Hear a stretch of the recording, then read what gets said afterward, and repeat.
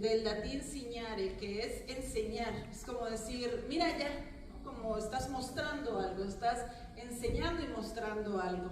Este sentido a mí me parece que es muy rico y muy fértil a la hora de rescatarlo, porque nos permite quitarnos o movernos o desplazarnos un poco de este lugar que concebimos, sobre todo a partir de las instituciones educativas, como las escuelas en todos sus niveles, incluida la universidad, que implican formas muy verticales en las que existe alguien, en este caso, ¿no? Incluso la arquitectura lo pueden ver, ¿no? Existe alguien que sabe, ¿no? Que es el maestro, que es la maestra, que es la persona docente que está al frente, que está arriba, mientras el resto son alumnos, ¿no? Alumnos, alumines, los que no tienen luz, quienes no tienen luz. Y entonces, bueno, la docente, el docente tiene como tarea otorgar la luz a aquellos o aquellas que no la tienen. Este sentido clásico de la docencia me parece que es importante irlo desmantelando, porque produce relaciones de poder que no son las necesarias para que la experiencia del aprendizaje sea una experiencia propiamente significativa. Se hace, pero son pequeñas grietas que hay dentro de todo un sistema. Y la educación popular tiene un principio que es fundamental y que justo va a cuestionar el título de esta mesa. Y el principio dice, nadie enseña a nadie. Entre todas, todos, todes, sabemos todo. Nadie enseña a nadie. Entre todas, todos, todes, sabemos todo. Eso significa, y va mucho más allá de estas teorías pedagógicas como el constructivismo, de que bueno, vamos a estar entre todos construyendo conocimiento, va más allá de eso. Porque decir que entre todas, todos, todes sabemos todo, es decir que cada una, cada uno, cada una de nosotros tiene una experiencia en sí misma que es valiosa, que cuando se junta, por ejemplo, en una sala como esta, o en un aula como en las que cotidianamente nos encontramos, se puede producir una experiencia significativa, vital. Ayer hablaban de lo espiritual, de lo sagrado. Se puede encontrar una experiencia trascendental en esos espacios. Y lo que estoy diciendo no es cualquier cosa, porque sabemos bien que las escuelas son instituciones de disciplinamiento y que desde chiquites, desde chiquitas, desde chiquitos lo que se hace es obligar a las personas a ir a la escuela. Y es un espacio en donde pues hay una normalización, un disciplinamiento de la conducta, es un espacio sumamente punitivo, también hay que decir, ¿no? Nos enseñan a partir de la competencia, del castigo, que son al final prácticas para la guerra y no prácticas para el amor, no prácticas para la liberación, no prácticas para la salvación, no prácticas, por lo tanto, para la vida. Esto es importante porque significa, o tenemos una necesidad de repensar la pedagogía y repensar sus propósitos. No olvidemos que históricamente las escuelas nacen al mismo tiempo que las cárceles. Las escuelas nacen al mismo tiempo que las fábricas. Fábrica, escuela, cárcel y hospital psiquiátrico son instituciones de disciplinamiento nacidas en un mismo momento histórico que tienen funciones similares, que es el control y el disciplinamiento de los cuerpos. ¿Qué hacer con los cuerpos? ¿Qué hacer con su fuerza? ¿Qué hacer con su tiempo? Si no estás produciendo, estás aprendiendo para producir. Y si no estás aprendiendo para producir ni produciendo, entonces o te toca la cárcel o te toca el manicomio. Pero no puedes andar vagando por ahí sin producir. Por eso estuvo y todavía está penalizado en muchos lugares la vagancia. No se puede vagar, tienes que estar produciendo. O sea, la mitad de nosotros. No, así ya deberíamos estar castigados. Sí. Y bueno, si en realidad pues no te adaptas al proceso de producción ni con el castigo, pues es que estás loco, estás loca, estás loca, entonces te toca el manicomio. Son formas de distribuir el cuerpo también. ¿Para qué? Para que los hijos, las hijas pues vayan a las escuelas mientras los padres trabajan, cumplan con su horario de trabajo, es decir, forma parte de todo un engranaje de reproducción de la vida social, pero es una vida social que está anclada a la reproducción, no de la propia vida social, sino del capital, como ya el día de ayer Lara también hacía alusión de manera muy pertinente a cómo en el fondo, atravesando en el marco y todo lo que estamos viendo aquí no puede ser pensado sin la forma de relación del capitalismo a la cual estamos todas y todos y todos sometidos. Entonces, bueno, primero hay que hacer esta crítica a la noción de la pedagogía, porque la crítica nos permite también algo que hablaban el día de ayer y que lo planteaba Lucila en su pregunta, ¿no? La crítica permite la esperanza, porque la crítica plantea que es posible algo distinto. Y si es posible algo distinto, entonces tendríamos que pensar qué sería eso posiblemente distinto en las instituciones educativas como las universidades. ¿Qué sería incluso pensar el aprendizaje, pensar los saberes más allá de los muros de las universidades? Porque también es cierto que los aprendizajes no solamente se dan dentro de estas instituciones, también la calle nos enseña. La calle, la esquina, el camino nos enseña. Las relaciones interpersonales nos enseñan. En fin, la multiplicidad de las experiencias en las que vivimos cotidianamente son fuentes de aprendizajes muy significativos, a veces incluso más que aquellos que obtenemos dentro de las escuelas. Y en esta crítica a los propósitos necesitamos ver como estas dos formas de entender la pedagogía. ¿Cuál ha sido la dinámica? Nosotros vamos a las escuelas y se los digo yo que soy docente y que además he amado y he sido una ñoña toda mi vida, he estado en las escuelas, es mi lugar, así, y aunque lo digo así, aunque sea en esta posición crítica, mi lugar de enunciación en muchos momentos ha sido la escuela, porque ahí me he encontrado y ahí he encontrado muchas posibilidades. Pero también es cierto que hay que reconocer que las universidades tienen como objeto, como objetivo pedagógico la profesionalización. Es decir, estamos pensando en una dinámica en la que creamos departamentos de conocimiento separados. Ahorita ya estamos como más avanzados y decimos, bueno, la multi, la inter, la transdisciplina, intentamos juntar lo que ya se separó desafortunadamente hace mucho tiempo, ¿no? Pero creamos estos nichos de conocimiento específico y especial para que quienes salgan de esa institución tengan las capacidades para trabajar en donde se necesite pues su fuerza de trabajo. ¿Qué sería, si estamos pensando en alternativas y si estamos pensando críticamente, qué sería otra posibilidad? ¿O cómo sería esa otra posibilidad? Yo en muchos momentos intento cruzar las fronteras para hacer que la educación popular entre a las aulas de la clase, que entre a las aulas de la universidad. Y no es fácil, no es sencillo, es un desafío, porque la educación popular, a diferencia de la educación de esta pedagogía que Paulo Freire a finales de los 60 le llamaba la pedagogía bancaria, es esta profesionalización que es una inversión para después obtener una ganancia, ¿no? Cada alumno, cada ser sin luz va a obtener una luz que le va a permitir finalmente después ganar algo por su profesionalización. ¿Qué sería si podemos mover o desplazar o agrietar los muros de la universidad y lograr hacer penetrar estas otras formas de la educación popular al aula de clase? Otro principio de la educación popular es la palabra verdadera, es la palabra que transforma, es la palabra que libera. Y esto me parece muy significativo. ¿Por qué? Porque a nosotros se nos ha enseñado en la escuela que la verdad es aquella respuesta correcta que necesitamos dar en un examen.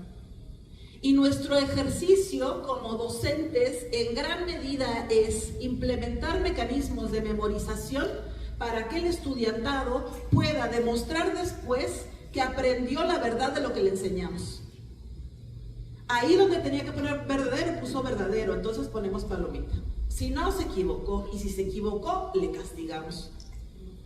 Y le ponemos a competir con el de enseguida, y ponemos a decir quién es más inteligente, y le damos premios o le damos castigo. Es sumamente violenta la escuela, es una institución terriblemente violenta. ¿Cómo hacer para que consideremos, introyectemos que la palabra verdadera, cuando uno está frente a un conversatorio, que está cara a cara, frente a otros rostros, frente a otros cuerpos, cómo hacer que la palabra verdadera sea una palabra que nos transforme y que nos libere? Y al mismo tiempo, y ese es el desafío, pues una como maestra también le toca que la evalúen, y entonces una también tiene que cumplir con ciertos contenidos. ¿Cómo hacer para cumplir con lo que la institución te está solicitando al mismo tiempo que cumples con estos objetivos políticos, éticos y existenciales del arte, de la técnica de la pedagogía, que es una pedagogía liberadora, que no es una pedagogía para oprimir, que no es una pedagogía para disciplinar, que es una pedagogía para liberar? Es un desafío y sin embargo yo siento, estoy convencida y sé que es posible hacer esa articulación, que es posible hacer esa grieta que te permite entrar por esas grietas para producir experiencias distintas. Después de 20 años, casi 20 años dando clases, estoy segura de que eso es posible. Para mí, el salón de clase o los espacios como estos son trinchera, porque es imposible, como lo decíamos también ayer, pensar en el vacío. Si pensamos, o sea, si asumimos que pensar en el vacío no es posible, es decir, que siempre se piensa desde un territorio determinado, en un cuerpo determinado, con una historia determinada, lo mismo pasa cuando una ejerce este arte de la docencia. ¿Qué se enseña? ¿Dónde se enseña? ¿Para qué se enseña? ¿Qué se comparte? ¿Para qué se comparte? ¿En dónde? ¿Qué se dice? ¿Para qué se dice? ¿Por qué? ¿Qué motivos tiene el encuentro? ¿Qué producimos en ese encuentro? Hay una cantidad de preguntas que podríamos hacernos y que siempre me va a llevar a mí a la necesidad de pensarlo en términos situados. ¿Quién soy yo frente a esta sala? ¿Quién somos nosotros? ¿Quiénes somos nosotros, ¿no? En este territorio? ¿Quién es? ¿Qué es este territorio? ¿Cómo sería dar clase? ¿Cómo sería compartir el saber, producir el saber en un aula en Caborca, Sonora, en Hermosillo, en Agua Prieta, en los lugares de donde venimos, en Benjamín Gil? ¿Qué es? En esos salones, en esos territorios, ¿qué estamos haciendo realmente? Porque es una oportunidad extraordinaria, la verdad. O sea, en tiempos de alta fragmentación, de poca comunicación, de dificultad para generar vínculos y relaciones sociales, encontrarnos en un espacio es una oportunidad extraordinaria. Encontrarnos a pensar juntas, juntes, a hablar juntas, juntes, no es algo que ocurra, o sea, ocurre cotidianamente, pero siento que lo desaprovechamos un montón. Y que podemos producir cosas hermosas también, ¿o no? Y aquí hay algo que a mí me parece importante en términos de lo que se decía también en el taller de la mañana, en términos de renombrar y de resignificar. ¿Cómo resignificamos la docencia? ¿Qué decimos de la docencia? Yo recuerdo desde muy pequeña que a mí me gustaba la posibilidad de estar, no sé, me gustaba cuando era estudiante, me gustaba exponer, por ejemplo, ¿no? Era algo que disfrutaba hacer. Pero recuerdo muy clarito, en la preparatoria, yo estudié en Cobaya, acá en Magdalena, recuerdo muy clarito que alguien, algún profesor o profesora, no recuerdo bien, pero dijo, Los maestros son aquellos que se quedan frustrados porque no son capaces de ejercer su profesión. O sea, si estudiaste filosofía pero no eres buen filósofo, pues te toca enseñar filosofía. Eres maestro de filosofía, pero pues no eres filósofo. Si eres ingeniero, pero pues no estás haciendo la gran obra y eres maestro, pues no, como que bueno. Como si ser maestro fuera el fracaso de tu profesión, y como no alcanzaste ese trabajo, pues lo que te toca es enseñar. Y yo me acuerdo que, bueno, me cimbró tanto que hasta ahora, hasta esta fecha, lo sigo recordando. Y creo que es muy importante resignificarlo, porque para mí, existencialmente, la docencia es una vocación. Y ojo, ¿qué es la vocación? Creo que hay una cuestión histórica que es importante resaltar, y es que cuando se llevó a cabo el proceso de reforma en el siglo XVI, ya saben que Lutero tradujo del latín, tradujo la Biblia al alemán. Y lo que hizo Lutero con la palabra vocatio del latín, la tradujo al alemán en Beruf. Y Beruf es trabajo. Y es muy triste, porque vocatio, la vocación, es el llamado. Es el llamado a salvarnos, es el llamado a liberarnos, es el llamado que hace la historia, que se hace desde el pasado, que se hace desde los ancestros, las ancestras, los ancestres, desde los muertos, desde las tumbas, desde los desaparecidos, desde todo aquello que aún no ha sido o que pudo haber sido y no fue. Es el llamado que cada generación tiene para responder. ¿Cómo respondemos a ese llamado? Y no es fácil la pregunta, porque significa que tendríamos que preguntarnos dónde estamos paradas, qué estamos haciendo, cuál es nuestro lugar en la historia y cómo estamos respondiendo a ese llamado. Porque todos estamos siendo llamados. Quizás no todos respondamos, pero el llamado está ahí. Esa es la vocación. Para mí la docencia es una vocación y no es un trabajo. Sí, claro, voy, doy clase, me pagan, ejerzo también, o sea, hago un esfuerzo, utilizo mi fuerza, la fuerza de mi cuerpo, mi tiempo para elaborar un discurso, una clase, una dinámica, y eso me reditúa económicamente. Pero eso es accesorio. Si hay algo que a mí me sostiene y me mantiene viva, es la vocación de la docencia. Cuando el Paco me preguntó, ¿qué es lo que amas? Yo le dije, pues dar clases. Yo no puedo creer que exista un trabajo así. O sea, me parece sorprendente que alguien te pague por estudiar lo que te gusta para luego ir a platicar con otras y otros sobre lo que te gusta. ¡Wow! Está genial. A la persona que se le ocurrió, gracias. Gracias. Creo que es muy noble, ¿no? Y agradezco profundamente haber tenido la oportunidad de hacer lo que amo, como decía Toti ahora en la mañana. Porque eso es la virtud, poder hacer lo que uno ama. Sí lo decimos, qué bueno que lo decimos, pero hacerlo, como decía la Toti, nos hace experimentar la virtud.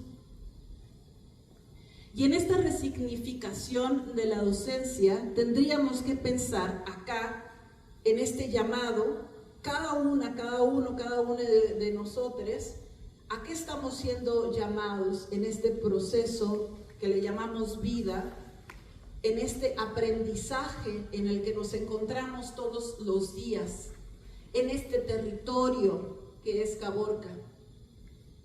¿A qué nos llama Caborca? ¿A qué nos llama el desierto? ¿A qué nos llaman las fosas clandestinas? ¿A qué nos llaman nuestros desaparecidos? ¿A qué nos llama un pueblo que ha sido tránsito del tráfico de personas y de las drogas?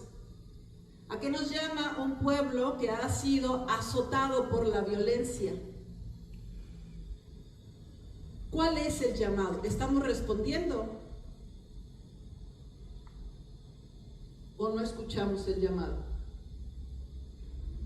Y si lo escuchamos solamente en términos personales o lo hablamos, lo compartimos, vemos qué vamos a hacer sobre eso. Porque el llamado sí es personal, pero también, como sale de la educación popular, nadie salva a nadie, entre todas, todes, todos nos salvamos. Esa vocación es un llamado y es un llamado para todas, para todos. Y cierro con una frase muy significativa también del maestro Paulo Freire, que recuerden que Paulo Freire era este pedagogo, educador popular brasileño que a finales de los 60 escribió un libro que se llama La pedagogía del oprimido. Y él hacía todo un proyecto de alfabetización de las zonas más periféricas, pobres y marginales en Brasil, pero su objetivo no era que el pueblo aprendiera a leer para leer por sí mismo, sino el acto de alfabetización era un acto político, porque le permitía al pueblo reflexionar sobre su propia circunstancia, y la reflexión sobre sus circunstancias, sobre su territorio, le abría la posibilidad de la crítica, y la crítica lo llevaba a la organización para la transformación. Por eso es la pedagogía de la liberación. La educación, sostenía Paulo Freire, no cambia el mundo. La educación cambia a las personas que van a cambiar al mundo. Con eso cierro. Muchas gracias por la atención. ¡Bravo!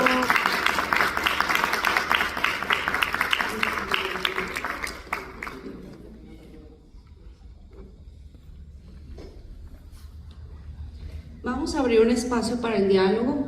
Realmente es muy especial que pueda compartir su experiencia, todos estos puntos de vista, algunos que yo creo que como sociedad, ¿verdad?, estamos muy identificados. O sea, es un sentimiento que tenemos sobre lo que debería ser la escuela, en este caso la vinculación, ¿verdad?, de las personas que se desarrollan dentro de ella.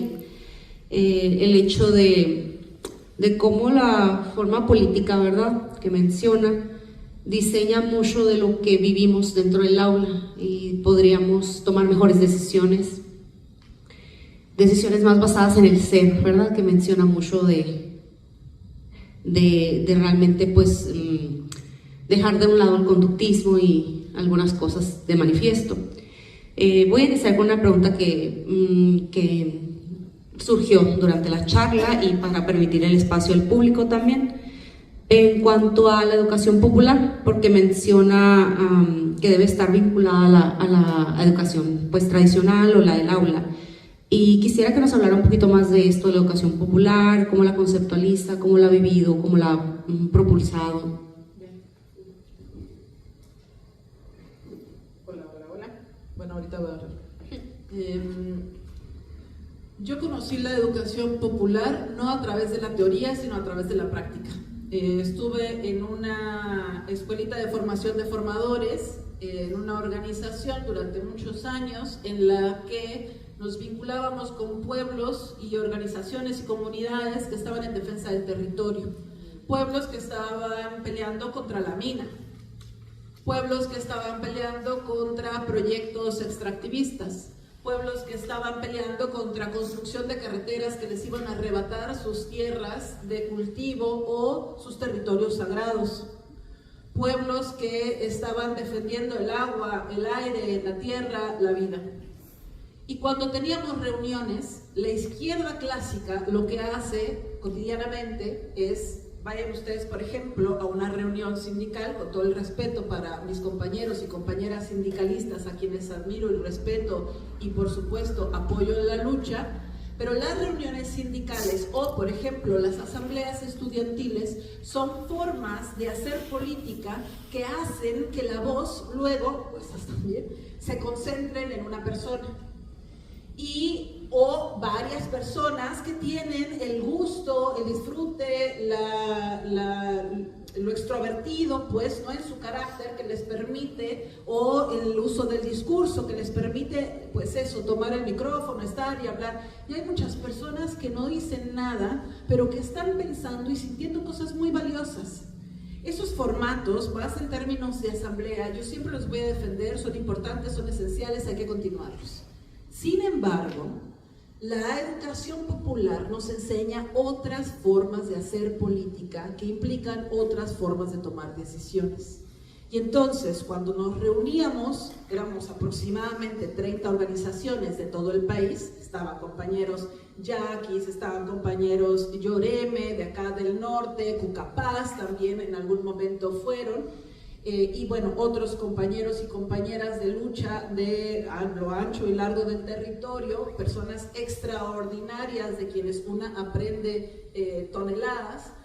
La manera en la que compartíamos nuestros saberes de resistencia o la manera en la que compartíamos nuestros saberes para la lucha era a partir de dinámicas de educación popular, que son otras técnicas, ¿no? Es otra manera en la que se lleva a cabo el proceso del habla, del pensamiento colectivo, de la producción de conocimiento, que permite que entre todas, todos vayamos viendo cuál es el problema al que nos estamos enfrentando de manera muy concreta, porque tiene una metodología, se parte de lo concreto, se llega a lo abstracto, que es la dialéctica, ¿no? Y volvemos para la transformación de la realidad.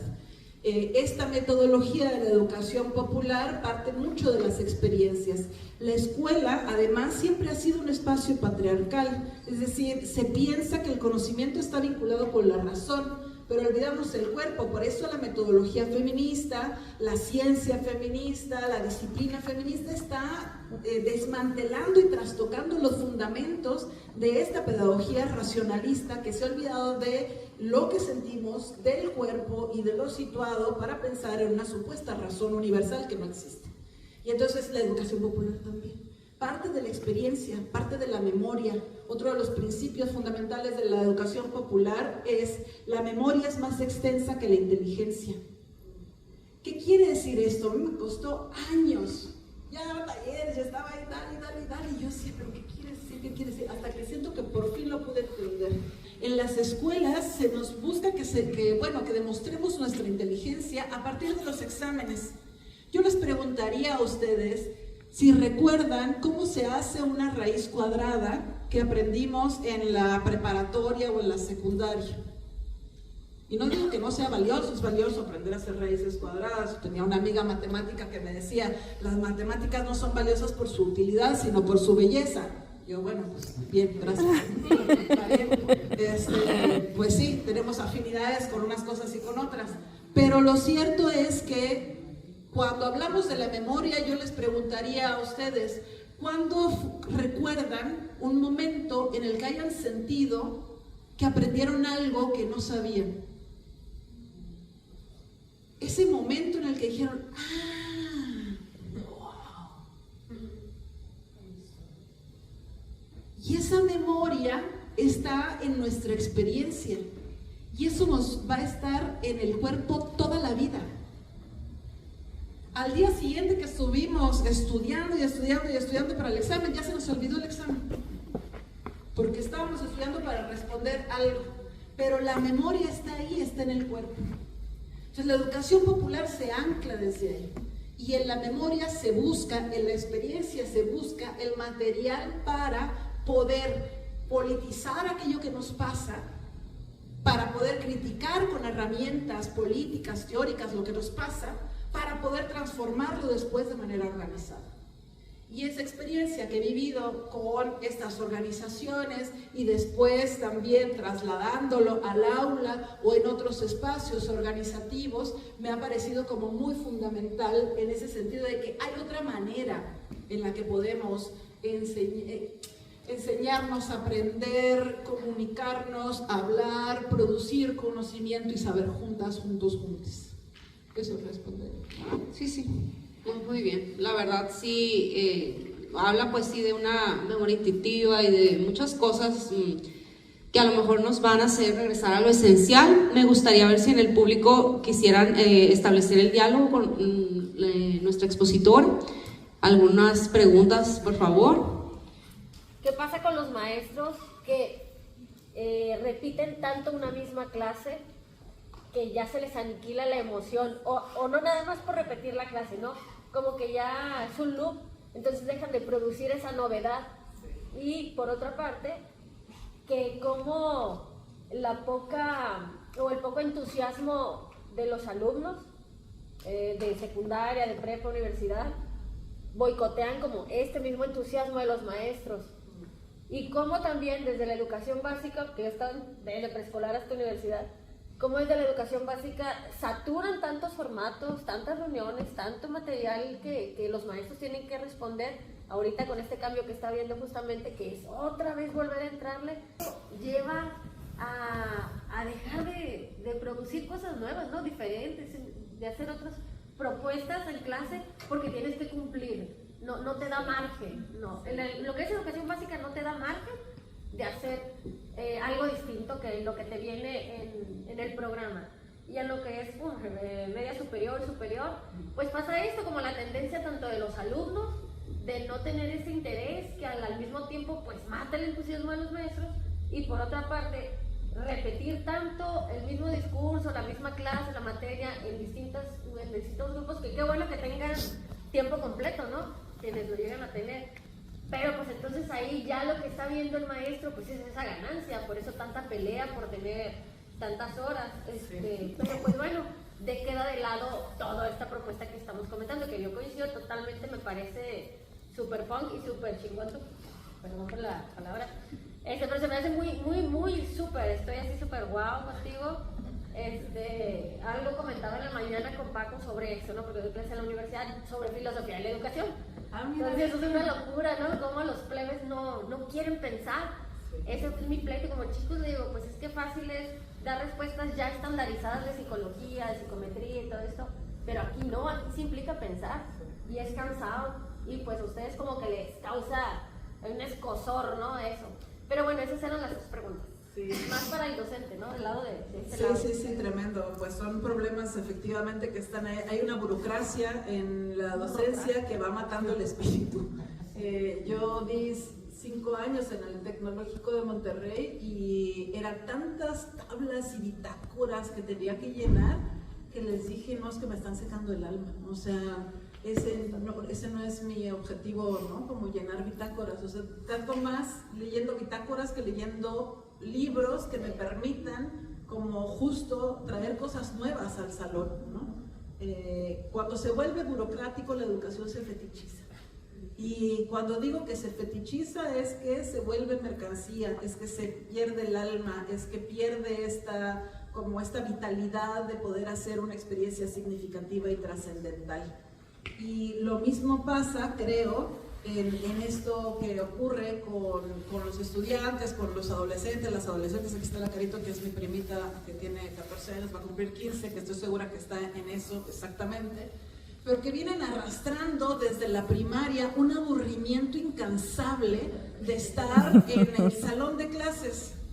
La Carito es hiperactiva y entonces toda la vida la han regañado porque no se puede quedar quieta. Y entonces, ¿por qué está hablando con la de enseguida? Porque se mueve, porque no entienden que hay neurodivergencias. No logran las escuelas todavía entender que tenemos formas distintas de aprender, y no es que los estudiantes se tengan que adaptar a las escuelas como forma de normalización y de disciplinamiento a partir del castigo. Es que las escuelas se tienen que adaptar a las distintas formas de aprendizaje.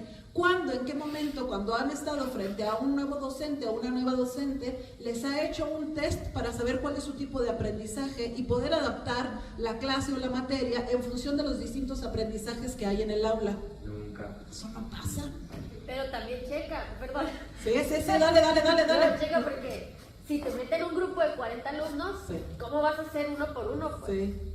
Porque es muy fácil, o sea, piensa que puedes hacer un Google Forms, haces una estadística y ves, ¿no? Bueno, hay quienes tienen formas de conocimiento kinestésico, hay quienes aprenden más bien desde la imagen, hay quienes aprenden más de manera auditiva, hay quienes sí aprenden más desde la noción lectoescritura, y entonces los ubicas. Y entonces puedes crear grupos por afinidad, porque van a encontrar entre ellos, por ejemplo, para poder no resolver el mismo examen todos. A lo mejor hay quienes, como les gusta más la producción, la imagen, a lo mejor pueden hacer un mini corto entre quienes trabajan más una forma de aprendizaje de la imagen, y entonces hagan un mini documental, compas, ¿no? Y por acá a lo mejor van a hacer un ensayo juntos, ¿no? O por acá van a hacer, no sé, un performance, ¿no? Porque son kinestésicos, en el movimiento aprenden, o sea, hay otras cosas, pues, ¿no? Pero entonces logras de esos 40, no sé, hacer 6, 7 grupos con afinidades en sus formas de aprendizaje para desarrollar proyectos de aprendizaje en donde puedan sentirse familiarizados, cómodos con esa manera de aprender, porque lo que produce la escuela es mucha inseguridad. Y entonces sientes que eres tonto, que no sabes, que siempre está el favorito o la favorita de la profe, ¿no? Como esas dinámicas son dinámicas muy nocivas para nuestras relaciones interpersonales. Y creo que si nos fijamos mejor en las maneras de aprendizaje, tenemos más posibilidad de que el aprendizaje mismo sea significativo y no sea solamente cumplir con que hay que ponerles la calificación del parcial y del segundo parcial y del final, ¿no? Hay maneras, yo sí creo que hay posibilidad de orientarlo. Y esto del repetir y repetir y repetir la misma clase tiene que ver con estas formas catedráticas. Es decir, pues ya cuando te sabes la clase de memoria, que yo también tengo algunas clases que ya me sé de memoria, ¿no? Lo que busco para evitar que esto se vuelva una repetición aburrida es producir dinámicas que me permitan, porque cada grupo es nuevo, cada generación es distinta, tiene nuevos problemas, o tiene otras intuiciones, o tiene otros intereses, o trae un bagaje cultural que cada vez, por esta relación también con los jóvenes, uno está así como de ¿qué? Como llegan con cosas nuevas. Y entonces en lugar de centrarte en lo que ya sabes, pones una base para generar una dinámica, para ver qué es lo nuevo que traen ellos. Además allá de que tú puedas seguir leyendo y cultivándote y tal, pero también cada generación trae algo nuevo. Y entonces es voltear la moneda hacia el otro lado para tú poder también mantenerte retroalimentado o retroalimentada siempre, ¿no? Eso respondería, pero sin duda son grandes desafíos que tenemos en la escuela. Qué chido que haces filosofía de la educación, me encanta. Y para quienes hemos dado clase, en mi caso teatro, en talleres, yo inicié en el 2003 dando clases de talleres de verano y luego ya en seguimiento de 6 meses. He visto cómo ha cambiado la generación de entonces, que no tenían ahora tantas, no sé, tablets, celulares, redes, TikTok, al año pasado, ¿no? Que ves cuando te invitan a dar una clase y ves a los chavos, pues esto no era hace 20 años atrás. Sí. Un ejemplo, fui a la costa a un taller, yo nunca le digo al alumno, sube, te toca, ¿no? O sea, de motivar que quieras subir al escenario por frente, nunca por más. Claro. Entonces, en esa ocasión la chava y me dice, no es que yo no voy a pasar. ¿Cómo? No vas a pasar. No, es que yo así le digo al maestro, no paso y me baja 0.5, entonces yo los voy anotando 0.5, y cuando ya veo que voy a llegar, ya empiezo a pasar. Bueno. Es una negociación. Sí, no hay 0.5, no me sabía ese truco. Entonces salen con muchas cosas. Y tú dices, no estoy preparado para esto. Por ejemplo, hace 2 años de un verano me dice una chica, me dice, que maestro, por favor, no me hables como mujer, háblame como hombre, yo soy hombre. Entonces digo, pues está bien. Y ya voy con la psicóloga porque eran grupos de prevención de adolescentes, chicos con casos, ¿no? Y me dice la psicóloga, sí, si así te lo pide, así, o sea, perfecto, ¿no? Entonces, no me causa, pero sí con los demás ver eso, no estamos, como que al maestro, pero que no te preparan para ser maestro, sino que uno forma su propio librito, ¿no? Bueno, en mi caso. Sí, creo que hace mucha falta una actualización de formación docente en todos los espacios, También hay que decir, incluso la nota que recientemente salió en la jornada, ¿no? Que hay decenas de miles de profesoras y profesores en la UNAM, decenas de miles, que no se titulan, que no se jubilan porque no les conviene, porque la jubilación implica que vas a recibir mucho menos dinero del que recibes en tu plaza. Y entonces tenemos profesoras, profesores de 70, de 80, de 90 años dando clases, que tuvieron una formación de qué significa ser docente, muy distinta a lo que se necesita ahora. Yo creo que ya tenemos que trascender la nostalgia del pasado. Ya estamos aquí, esto ya es una extensión nuestra, así aprendemos ahora, las adolescentes, los adolescentes están en esto. Hay que ver cómo incorporarlo de manera que sea pues propicio para que sea significativo, que sea también, que apunte pues, ¿no? a los objetivos de la liberación. ¿No?